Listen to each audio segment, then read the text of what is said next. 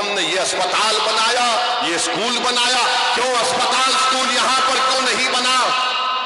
मेरे अजीज दोस्तों और बुजुर्गों, जो लोग चमचागिरी करते हैं, जो लोग चापलूसी करते हैं, जो अपने ईमान को अगयारों की चौखट पर बेच देते हैं, गिरवी रख देते हैं, वो कभी भी आवाम की आवाज नहीं बन सकते। मेरी इस बात को याद रखो, आप कभी भी कुछ नहीं कर पाते।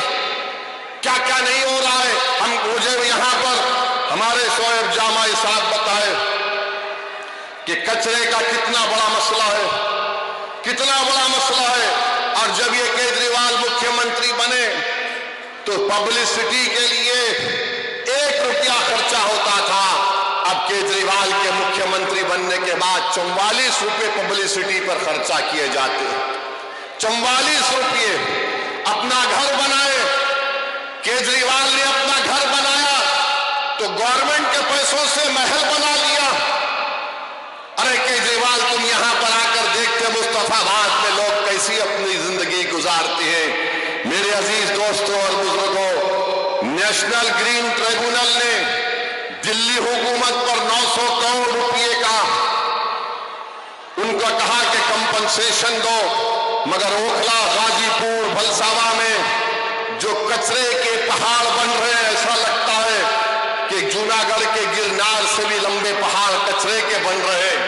कोई पूछने वाला नहीं है क्या डेवलपमेंट हुआ दिल्ली में, वो कुछ दिक्कत नहीं आता। आपकी आवाज जब होगी तो डेवलपमेंट दिक्कत आएगा। अगर आपकी आवाज नहीं होगी तो याद रखिए कोई डेवलपमेंट नहीं होगा। ये आम आदमी पार्टी का मुख्यमंत्री महरौली से एक साहब को टिकट देने का ऐलान किया। वो नरेश साहब का नाम दिए, बोला गया कि उनके ऊपर इल्जाम लगाया गया था, बल्कि कोर्ट ने सजा भी दी थी, वो कुरान की बेहुरमती करे थे। ये इनका असली चेहरा। आप जान लीजिए कि ईदगाह है पुरानी दिल्ली में, उसकी जमीन पर कब्जा हो गया। मैं जानता हूं 1 साल से केजरीवाल ने दिल्ली का वक्फ बोर्ड नहीं बनाया। तुम नहीं बनाए तो मोदी ने एक ऑफिसर का तकर्रुर कर दिया। ईदगाह की जमीन पे कब्जा हो गया, क्यों नहीं बनाया तुमने 1 साल से दिल्ली का वक्फ बोर्ड? किसने रोका था तुमको? मगर नहीं बनाया इसलिए ताकि कब्जे हो जाए, ताकि कोई कुछ कर ले। मेरे अजीज दोस्तों और बुजुर्गों, हम आपसे अपील कर रहे हैं कि मुत्तहदा तौर पर अपने वोट का इस्तेमाल करिए। अगर आप फिर उसी चक्कर में फंस जाएंगे कि नहीं नहीं कुछ हो जाएगा, अरे अब क्या बचा है मुझे बताओ, अब क्या बचा है तुम्हारे पास? अब तो यहां से उठने की बात आपको हमको करना है। भारत के वजीर आजम कहते हैं कि वक्फ संविधान में वक्फ नहीं है। प्रधानमंत्री के पास यकीनन एंटायर पॉलिटिकल साइंस की एमए की डिग्री है, मगर नरेंद्र मोदी ने संविधान को पढ़ा नहीं कभी भी। अगर पढ़े होते तो आर्टिकल 26 को जब पढ़ते तो उनको मालूम हो जाता आर्टिकल 26 में वक्फ है। प्रधानमंत्री बोलते हैं यूसीसी को लागू करेंगे। अरे प्रधानमंत्री, हिंदू अनडिवाइडेड फैमिली के टैक्स रिबेट तुम खत्म करो, लव जिहाद के कानून तुम बनाते हो, कोई अपना मजहब तब्दील नहीं कर सकता। और आजकल बीजेपी तो बाबा साहेब अम्बेडकर के बारे में अनाप शनाप बक रही है। अगर आज अम्बेडकर जिंदा होते तो अम्बेडकर से कहा जाता कि अगर आप मजहब तब्दील करना चाह रहे तो परमिशन लो। वक्फ की जायदादों को छीनने की कोशिश बीजेपी कर रही और दिल्ली में 1 साल से वक्फ बोर्ड नहीं बनाया जाता। बहरहाल मेरी आप तमाम से अपील है कि आप मजलिस की तायीद करिए।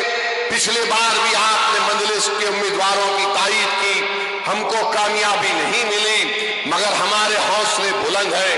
हम कभी मायूस नहीं हो सकते। मेरा काम लड़ना है, मेरा काम अवाम के दरमियान में जाकर अपनी पार्टी की बात को आपके सामने रखना है। मेरा काम, इम्तियाज जलील का काम यह है कि भारत की पार्लियामेंट में हम आवाम के मसाइल को उठाते हैं।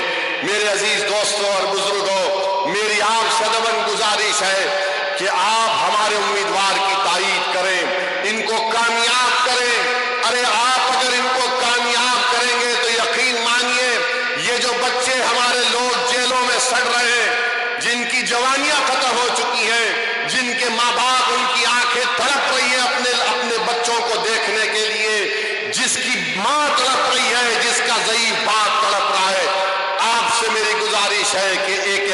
استعمال کریے.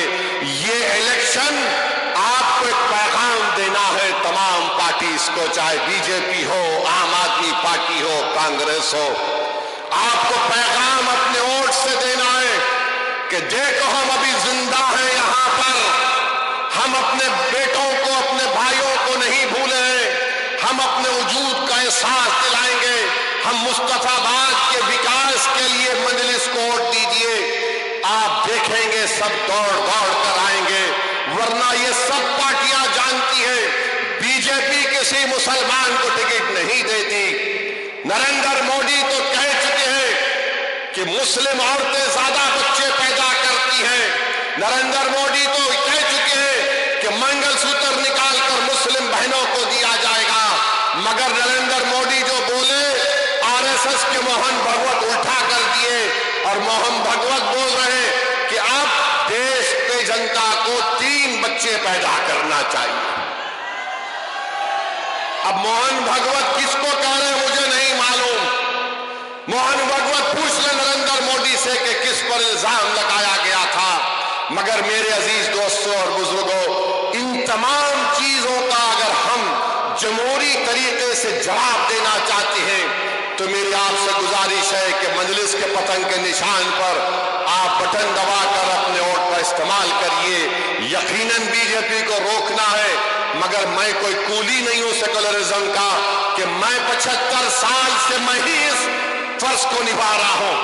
ہم کب تک اس بوجھ کو اٹھائیں گے بتاؤ, کب تک ہم اٹھائیں گے؟ ہماری مسجدوں پر حملہ ہو رہا ہے, سنبل میں گولی مار دی گئی, 5 معصوم بچوں پر سینے پر گولی مار کر ان کو ختم کر دیا گیا. 500 سال کے بعد مجھ سے کہا جا رہا ہے بتاؤ یہ تمہاری مسجد ہے یا نہیں.